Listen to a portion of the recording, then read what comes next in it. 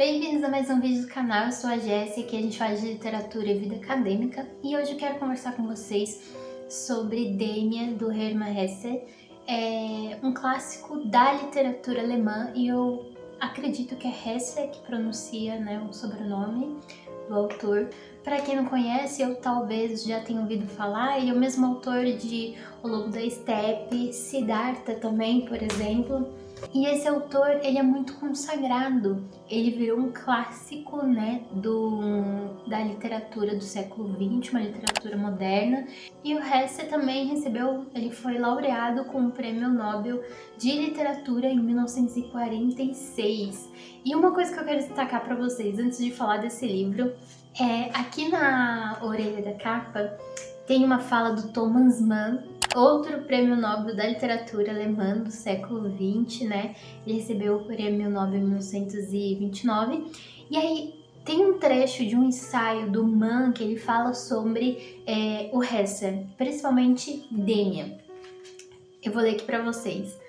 Com a precisão assustadora, acertou em cheio o nervo da época, arrastando toda uma juventude para um encantamento agradecido, na definição dada no ensaio de 1947 por ninguém menos que Thomas Mann, o monumento maior da literatura germânica do século XX. É muito interessante porque esse livro ele se tornou um representante da juventude do início do século XX, da juventude alemã, no caso. Então, em todas as instâncias, quando você for pesquisar sobre a literatura alemã, você vai ver o nome desse autor e vai ver esse livro em destaque. Principalmente se você for em livros como o do Otto Maria Carpo, sobre a história concisa, se não me engano, da literatura alemã. Vou deixar aqui a capinha para vocês verem como que é esse livro, super recomendo também. O Otto Maria Carpo, ele é um pesquisador, ele é um especialista em literatura e ele tem as grandes coleções que ele fala sobre a literatura ocidental, então é um grande nome aí pra gente estar vendo e pesquisando nos nossos livros. Hesse teve uma vida meio complicada, cheio de indas e vindas na vida, mas ele começou muito cedo suas publicações. Ele começou com 21 anos e ele fazia escritos como poemas, romances que é considerado água com açúcar, para depois vir esses grandes romances. Romance eu falo na extensão do livro, né, no gênero. No caso, se referindo ao Lobo da Estepe, Damien, por exemplo, Siddhartha, enfim. Do que se trata Damien? Vai ser narrado em primeira pessoa pelo personagem Sinclair. Ele, depois de muitos anos, que não é especificado na história, ele vai contar suas memórias, reminiscências, que vai desde a tenra infância. Então é um romance que é um romance de educação, porque tem uma coisa a passar e tem uma jornada ali do personagem que ele aprendendo também, principalmente a busca do autoconhecimento, filosofia e religião, e é meio que uma vertente do romance de formação. E vocês podem encontrar muito mais sobre romance de formação no livro do Franco Moretti, que é o Romance de Formação. Esse daqui é da editora Todavia. Nesse livro aqui, o autor ele traz muito sobre o que é o romance de formação, quais são as características, o que precisa, e após, né, o surgimento do romance de formação, coisas que foram advindo, né, partes que foram essenciais para a literatura e foi transformando a literatura. Inclusive esse daqui é um destaque por trazer também essa característica. Enfim, o Sinclair ele vai contar a infância dele, a juventude, né, a transição da infância para a adolescência e da adolescência para a vida adulta. Esse livro foi publicado em 1919, ou seja, durante a Primeira Guerra. Então a gente vai ter alguns reflexos aqui já da Primeira Guerra, lá pelas tantas, já quase no final do livro. E, inclusive, Sinclair tem muito espelho com o próprio autor, o Hermann Hesse. Então é muito mais do autor aqui, né? Além de ter várias outras referências que ele gostava e que ele estudava, e também da literatura oriental também um pouquinho, alguns reflexos, enfim. E o Sinclair vai falar sobre a sua busca pelo autoconhecimento, a sua busca por uma verdade, mas não é uma qualquer verdade, certo ou errado, bem ou mal. Tem toda essa dicotomia na história sobre o cristianismo protestante. Parece que é luterano, já que a gente está falando da Alemanha do século XX, né? Então, o luteranismo estava muito ali em voga, né? É a principal vertente. E uma das primeiras memórias que ele vai contar era o momento desse rompimento da infância. Não é à toa que o primeiro capítulo vai se chamar Primeiro Dois Mundos. E tem um prólogo do próprio Sinclair, e que ele conta que vai relatar a vida dele, e ele chegou na experiência onde ele tá por conta de todo esse caminho, todo esse processo. E já nesse primeiro capítulo a gente vai ver essa divisão entre esses dois mundos. Que mundo é esse? Ele vai falar sobre o mundo entre... Essa divisão vai ser sobre o cristianismo e sobre o que não é considerado parte do cristianismo, sobre o que não é bem visto dentro de uma sociedade cristã, nos moldes e preceitos que se deve seguir socialmente. Então vai ser um mundo, digamos assim, certo e errado, luz e claro, também diferenças de classe. Então tem a diferença entre os pais, a família nuclear, né, as irmãs, um seio protetor da família, e tem a diferença com a criadagem, a diferença com o exterior. E a primeira... Logo nessa infância, o que estava muito latente para o Sinclair é uma disputa ali que aconteceu com um colega que é o Cromer. Ele é um personagem, é uma pessoa muito...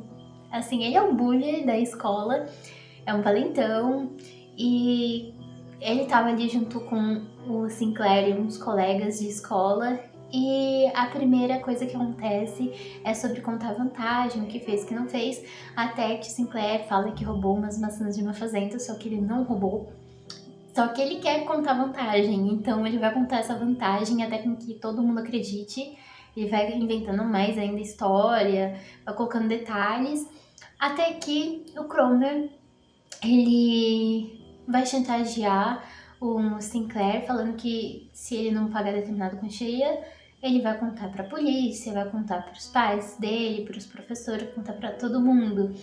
E nisso o Sinclair fica numa angústia inacreditável e ele não conta que é uma mentira. Ele continua sustentando essa mentira e ele vai pagando esse preço, né? Ele vai tendo crise de ansiedades e tudo mais. É uma agonia tremenda esse primeiro capítulo, que você não consegue parar de ler até você ver que ele vai ficar bem, porque se trata de uma criança ali em torno dos seus 11, 13 anos no máximo, sabe? É uma criança que apenas queria se enturmar. E é nesse momento que ele começa a ver a dicotomia, aí um pouco mais latente, e onde ele acha que tá indo pro caminho do mal, porque está mentindo, ele vai roubar umas moedinhas que é do seu cofre, só que esse cofre fica com a mãe dele, guardadinho lá. E aí ele rouba essas moedinhas, começa a se distanciar do seio da família, ter muita ansiedade, pesadelos, fica super atormentado. Até que entra o personagem Damian, que leva o nome do livro. Ele também é uma criança, é um pouquinho mais velha do que o Sinclair, porém ele é totalmente... Ele parece uma pessoa muito mais velha, ele parece um adulto já. Até a postura dele, a postura corporal, como ele se comporta perante os outros, na sala de aula e tudo mais, e isso começa a chamar a atenção do Sinclair. Não somente isso, Damon tenta se aproximar do Sinclair porque vê algo diferente nele, algo diferente dos demais. Vê um olhar inquisidor, questionador, que não tá aceitando tudo. E é muito interessante que isso permeia todo o livro, né? As pessoas que estão em busca de mais conhecimento e autoconhecimento, e esse autocontrole, o não julgamento, o auto-julgamento também, elas são diferentes e uma atrai a outra. É bem interessante isso no livro. Enfim, Damon resolve o problema que o Sinclair estava tendo. Isso faz com que o Sinclair ainda tenha mais admiração por ele, tenha mais Damien tem, assim, uma aura ali, um prestígio que o Sinclair, ele vai falando pra gente e é como se não fosse apenas uma criança. E todo livro vai permear isso. Damien vai ser como se fosse um guru, um guia para as buscas que o Sinclair está fazendo na sua vida. É um livro que cada parágrafo, ele, além de ser contemplativo, ele é muito introspectivo. Ele precisa ser digerido, apesar de ser um livro curto, né? Menos de 200 páginas, porém é um livro profundíssimo. Inclusive tem referências a Nietzsche, tem um pouco sobre a filosofia de Nietzsche aqui. Então, não que você, se você não tiver a referência e não ter estudado, lido alguma coisa de Nietzsche, você não vai pegar, mas ou você não vai aproveitar o livro, você vai aproveitar o livro de qualquer jeito, porque ele é magnífico. Mas tem algumas coisas no subtexto, sabe? Que se tornam mais interessantes ainda conforme a gente vai lendo, conforme a gente vai se aprofundando. E, posteriormente, Sinclair e Damien, eles não vão ali estar a todo momento juntos, são apenas, eu acho, momentos chaves, digamos assim. Porque vai ter um momento na adolescência onde o Sinclair vai para o colégio, vai para a faculdade, já não tem mais o Damien mostrando ali o caminho, e aparece um novo guia nesse momento que ele trabalha na igreja. E vai ter um momento ali da vida do Sinclair que ele vai encontrar esse novo guru, que é o Pistorius. Ele é uma pessoa que também repensa muito sociedade, política, religião principalmente. Ele conhece muito das religiões da antiguidade, principalmente greco-romanas. E ele vai falar muito sobre isso, vai trazer muita luz pro Sinclair e muitas questões que ele tem. E até um dado momento ele vai ser um guru até o Sinclair reencontrar com o Damien e o Damien ser novamente meio que ele o seu guia. E inclusive a mãe de Damien tem toda uma questão aqui meio freudiana, porque o Heston também gostava de Freud. Então tem toda uma questão aqui do complexo de Édipo com a mãe do Damien, que se chama Eva. É bem interessante, porque tem muita... Claro, se é um livro questionador que vai questionar o status quo social alemão, vai falar muito sobre o cristianismo, protestante no caso, e aqui vai colocar muitos embates e tem muito certo, errado, o que é pecado, o que não é. Então vai ter muito também cristianismo versus o ocultismo, versus ali a magia, o entendimento que se considera pagão. É muito, muito, muito interessante. Tem vários momentos, não somente de diálogos, mas de introspecção do Sinclair, que é o que mais tem no livro, a introspecção dele, ele pensando, matutando sobre a vida. E ele é um personagem que ele é muito introspectivo. Isso vai reverberando todo o enredo. Eu acho que o capítulo 5º, que a ave sai do ovo, talvez é o que mais repercute na internet, que mais as pessoas comentam sobre ele, porque tem uma frase que ficou muito famosa, que é uma sentença muito extraordinária, que assim: a ave sai do ovo, o ovo é o mundo. Quem quiser nascer tem de destruir o mundo. A ave voa para Deus e o Deus se chama Abraxas. Abraxas é um deus antigo que vem da cultura grega e é como se ele fosse um deus por si, considerado pelos personagens um deus perfeito, porque tudo nele cabe absolutamente tudo, claro, o escuro, o certo, o errado, o pecado e o perdão. E aqui fala muito sobre o que seria o pecado, o que é o pecado para cada indivíduo. É um livro que conversou demais comigo. Então tem momentos aqui de diálogos entre o Damien e o Sinclair sobre diversas questões religiosas desde muito novos. E o Damien é um personagem que ele questiona absolutamente tudo. Mas será que Caim matou Abel mesmo? O que isso significa? E aí ele não fica só na superficialidade do que representa Caim e Abel ali na mitologia cristã, no livro de Gênesis, mas ele vai tentando ir mais a fundo, sabe, nessas questões. tem muito... Se você não tomar cuidado, você vai querer pegar, assim, marcar o livro todo, colocar fé e anotar. Eu anotei muito nesse livro. E tem uma passagem aqui que é basicamente a síntese, o âmago que é Damien.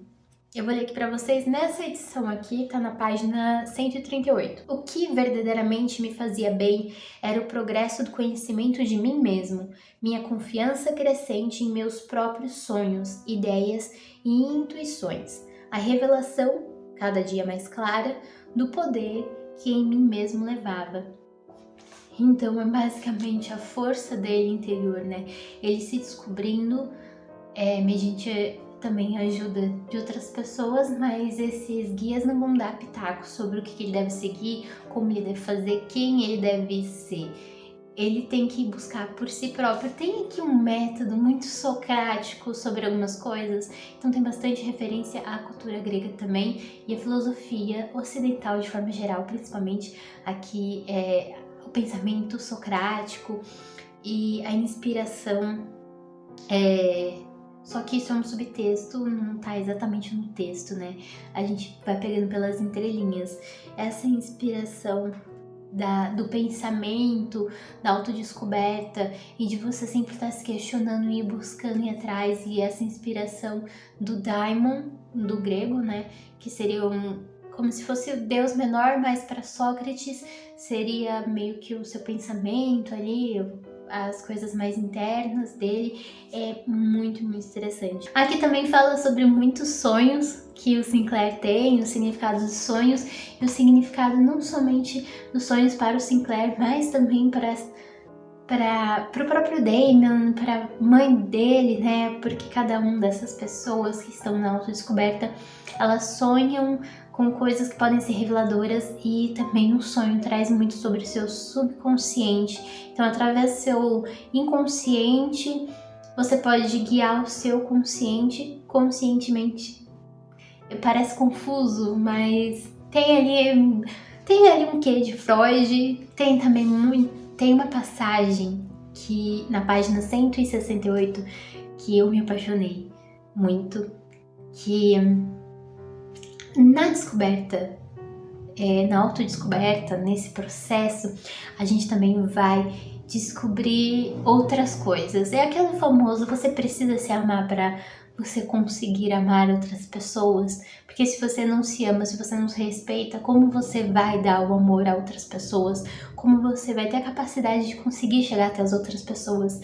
E aí na página 168 tem uma conversa, né, entre Eva e o Sinclair, que Eva percebe que o Sinclair tá tendo ali uma quedinha por ela.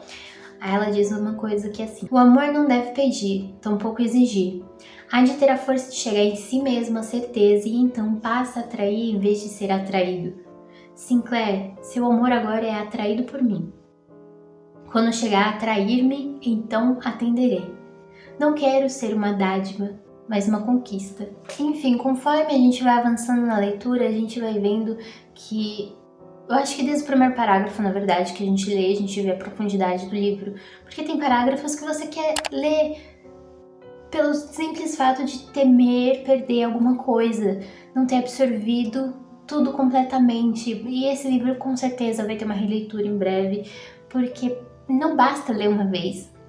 E com certeza ele virou um dos meus favoritos. Tem um texto aqui do Pós-Fácil que é do tradutor, né, que é do Ivo Barroso, que fala muito também sobre a essência do próprio livro, né, sobre esses conflitos, essa dualidade, porque tudo no livro tem uma dualidade muito incrível. E aí na página 190 ele vai falar assim, no Pós-Fácil: o conflito entre a dualidade, mundo luminoso, que é o ideal, e o mundo sombrio, que é o real, pelo qual Sinclair tem de passar para o encontro ou a edificação de sua personalidade, é o tema central do livro. Tema que se teria prestado, como inúmeras obras românticas da época, a um estado sentimental de rebeldia, infrutífero e estanque, no qual essa dualidade de impulsos não conduz a qualquer síntese ou solução, mas que em Hesser, entretanto, se equaciona na aceitação e na afirmação da própria personalidade. e em toda a sua humana plenitude de tendência, na sua humana plenitude de tendências antitéticas e incontáveis, inevitavelmente coexistindo no trágico dinamismo psíquico. No texto de pós-fácil aqui do Damian, na página 190, a gente vai ter também um pouco sobre a explicação do que é um romance de educação, né? Que é o relato de um processo de deseducação, ou preferindo-se, da reeducação, de laborioso apagar das pegadas que o puritanismo educacional deixa impressas na alma adolescente. A timidez, a humildade, o alinhamento, armas obsoletas com a hostilidade do mundo real, e o que conduz mais tarde inapelavelmente à solidão e à inadaptabilidade, à surda revolta e ao amargo constrangimento.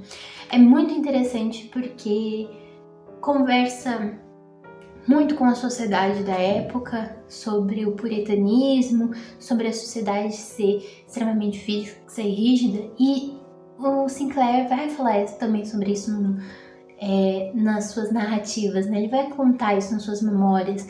E não somente isso, ele vai também dar seu posicionamento do atual olhando para o passado, né?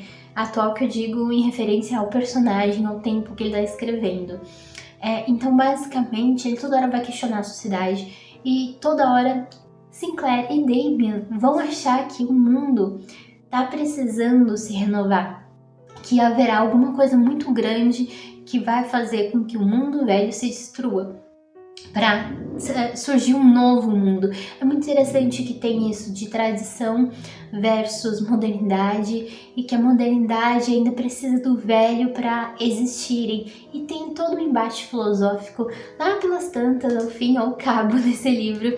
Vamos ter esse momento de o mundo precisa se renovar, mas ainda estamos pelo sistema, e nesse sistema meio que a gente tem que dançar conforme a música, porém a gente tem que trazer algo novo, e dentro desse novo a gente tem que se redescobrir e termos controle de quem somos, o que somos, e termos consciência de quem realmente somos e aonde estamos.